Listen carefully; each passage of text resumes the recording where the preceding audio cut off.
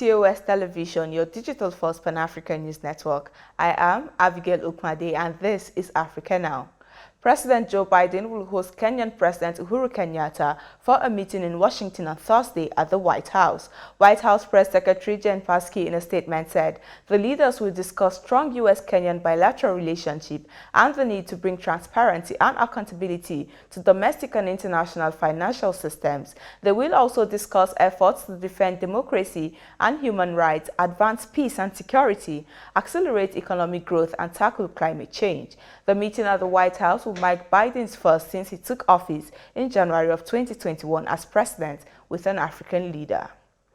And on to judicial matters.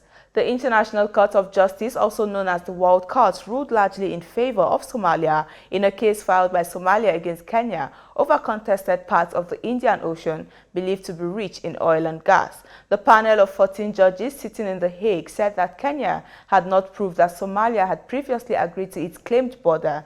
They rather drew a new line which has split the disputed area in two. The sea boundary row started in 2012 after Somalia accused Kenya of illegally awarding exploration rights in the waters to multinationals Total and Eni.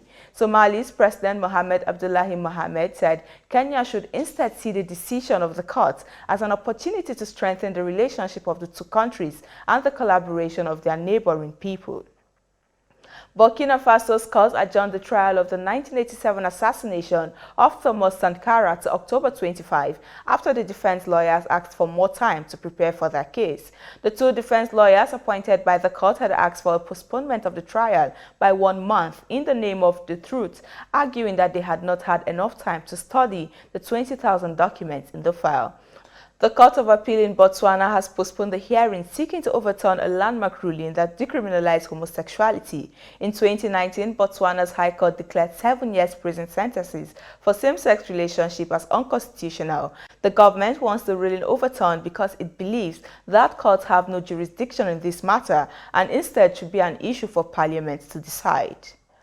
A journalist arrested in the Democratic Republic of Congo last month for possessing a video showing the assassination of 2 UN-sanctioned monitors in 2017 was granted provisional release on Tuesday pending further investigation, his lawyer said. Sosteni Kambidi, who works for a Congolese news site and occasionally with international news agencies, was arrested 3 weeks ago and told that he was being investigated for criminal conspiracy, rebellion, and terrorism. Prosecutors did not elaborate further.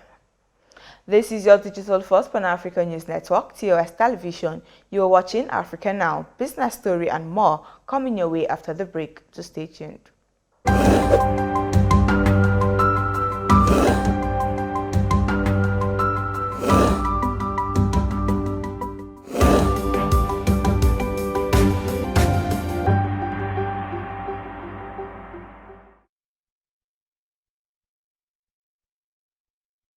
Welcome back in business. Kenya exported 6,926 metric tons of sisal in the third quarter, a fall of 9% as compared to a similar period in 2020, the Fiber Crops Directorate said in a report released on Tuesday. The East African nation exported 7,673 metric tons of sisal in a similar quarter last year, with the Directorate blaming the decline to a lengthy dry spell that has hit the country for the better part of this year.